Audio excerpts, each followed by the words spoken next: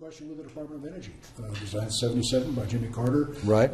To get us free of dependence on foreign oil. Well, how are we doing? Not so well. Same level of success. Yeah. We've got the Bacon oil fields. We've got the Green River oil fields. We've got Prudhoe Bay.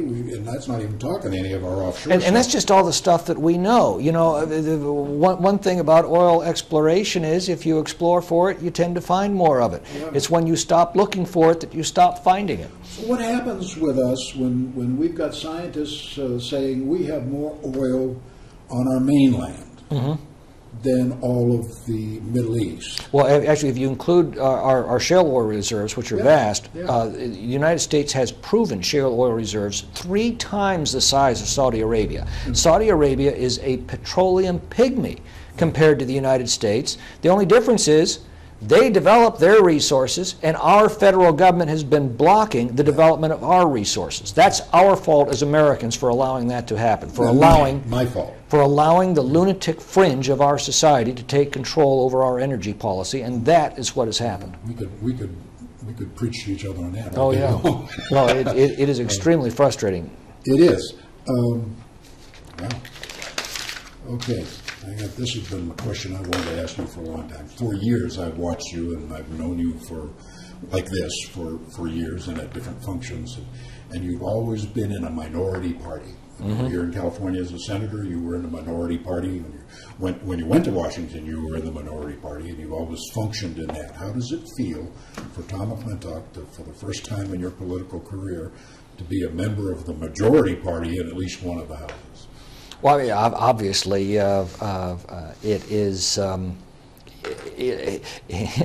It offers the opportunity to now actually accomplish something. Rather than just keeping bad things from happening, we can actually now start to make good things happen.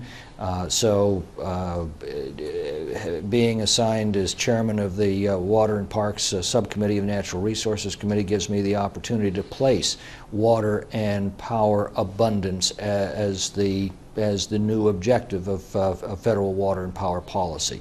It means we can now start applying uniform cost benefit analyses to all of the projects that are brought before the Congress on water and power issues.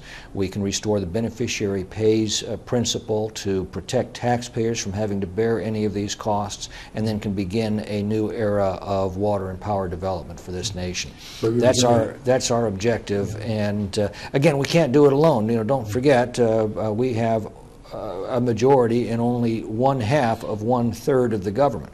The Senate is still controlled by a very liberal majority, and of course we have the most left-wing president in the history of our country. Yes, we do. We do.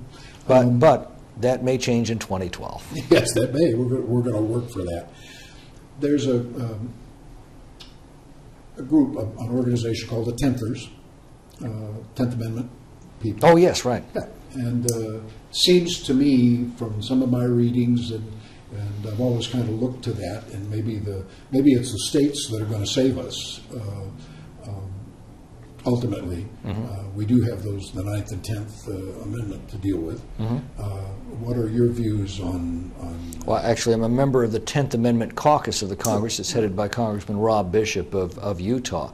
No, you're absolutely right. One of the great protections of our freedom has been our federal system of governance, where there are certain enumerated powers to be practiced by the federal government. All other powers are reserved to the states or to the people. That gives the states the ability to innovate, to experiment, to be the laboratories for reform and for change, without committing the entire nation to such policies. It gives people the freedom to choose the environments they most prefer. Those states that are well managed, gain population and commerce and prosperity, those states that become abusive of their population or abusive of their commerce begin to lose people and lose commerce and lose revenues. That's the way it ought to be. That's a self-correcting mechanism within our federal system that's very important. Of course, as you know, it has been breached over the years to the point where virtually all of those authorities have been usurped by the federal government. There is now a very strong movement across the country to restore those prerogatives back where they belong, to the states and the people. Like Yeah, that's more than half. Yep. And, Yep. So I think that's all part of the process of this generation rediscovering the principles of the American founding. I noticed that you, in your talkings and your speakings, you refer. This has been one of Tom's and my personal peeves, not with you, but with others, talking about this as a democracy, and we are a constitutional republic. And you always use that term. Well, I try to. The problem with an absolutely pure democracy, of course, is that 51% of the people can vote to throw the other 49% in jail. Yeah. That's why we have a constitutional republic based on a unique American notion that there are a certain class of rights that we are born with. We don't depend upon the government for them. The government doesn't define those rights. They're defined by what the founders called the laws of nature and of nature's God. We get them from our Creator. They're those natural rights such as life, liberty, the pursuit of happiness. Mm-hmm. And the American doctrine goes on to state that the purpose of government is to protect these rights, mm-hmm. that to preserve these rights, governments are instituted right. among men, deriving their just powers from the consent of the governed. In the American view, the only legitimate use of force by one individual over another or by a government over its people is to protect those natural rights. It is that uniquely American doctrine that has protected our liberty for more than 2 centuries. Yeah. What do you think about the 14 runaway? Two things happened. They passed a law, or tried to, in Wisconsin. Mm-hmm. 14 Democrats ran away, then accused the Republicans who stayed to do their job of stealing democracy. Mm-hmm. It kind of strikes me as a convoluted sentence. Then the Republicans did what was perfectly legal within their authority in stripping it of any fiscal responsibility, so it didn't need a 2/3 majority, and then they passed it. Mm-hmm. And now the Democrats and the unions are screaming. And my question to you, in all of the years that you were a minority, I don't recall you ever running off to someplace, or any of the other Republicans in the state of California running off to someplace. Actually, the Republicans did once. I wasn't in the legislature at the time, really? But in the mid-1990s, they ran across the street anyway to break a quorum. It's been done by both sides. Uh-huh. It's a stupid thing to do. I would have advised against it, but there it is. Yeah. Well, then that shoots my argument down, because we did it.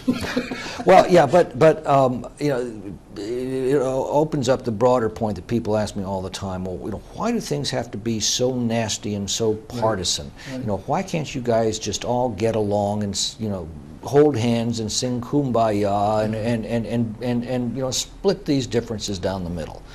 And the answer to that question, I believe, is if you think things are partisan now.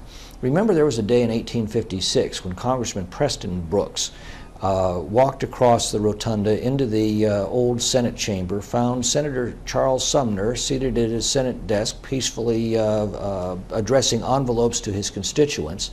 Brooks took his walking cane, smashed it over Sumner's skull, damn near killing him, shattered the walking cane into a million pieces, and the response of Brooks' constituents to this act of barbarism was to send him more walking sticks. The thing is this: sometimes there are fundamental governing principles that can't be split down the middle. They are absolute opposites. They are antithetical to each other. Remember, in 1858, 2 years after that happened, Abraham Lincoln gave his famous House Divided speech, in which he said that a house divided against itself cannot stand. He said, "I do not expect the house to fall, but I do expect that it will cease to be divided. It will become all one thing or all the other." Then 2 diametrically opposite principles, freedom and slavery, were competing for the future of the country. Today, 2 diametrically opposite principles, freedom and socialism, are competing for the future of our country. There's no reconciliation between those 2 principles. They are polar opposites. I don't believe the house will fall, but I do believe we will cease to be divided. We will become all one thing or all the other, just as Lincoln said. Yeah, and we can't quit. You can't quit. I can't quit. It's being decided in this generation. We're you know, it's not, and I've said to other people, not about you and me. It's about my children and my grandchildren. That's what it's all about. I mean, it is about me, but I'm 70 years old. It's about what Lincoln called the last best hope of mankind, the American Republic. You're absolutely right. But one final question for you. I'm going to let you off the hook, but this week came up with this when we were coming down here, and I've often wondered it myself. Tom McClintock as a person, when Tom McClintock has had enough of this stuff, what does Tom McClintock do to have a good time, to go and relax and enjoy life?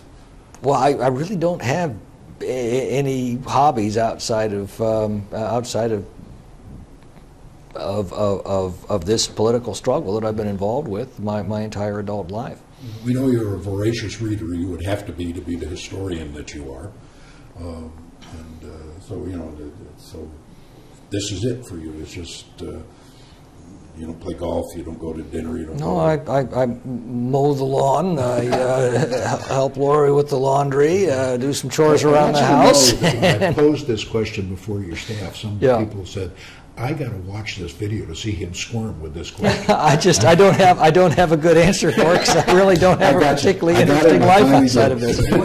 We can take this over and you can make something up. I hang out with my family. My son's home from college as he was last week. We hang out, we watch some movies. That's great. We just wanted to know what Tom McClintock does. Yeah, well. And now we do. It's been a pleasure, Congressman. My pleasure. Thank you. For me to be with you. You always amaze me with the depth of your knowledge, and I was curious when I come down here whether I would get to ask a couple of these questions, and I knew in here that you wouldn't shy away from anything, and you have upheld my expectations, and I want to thank you very much for this opportunity. Thank you again. Thank you for doing everything you're doing. Yeah, thank you, sir. And this is a conservative view. And our time with Congressman Tom McClintock, and we will be doing this again in the future, I'm sure. Great. Thank you again, sir. My pleasure. Thank you.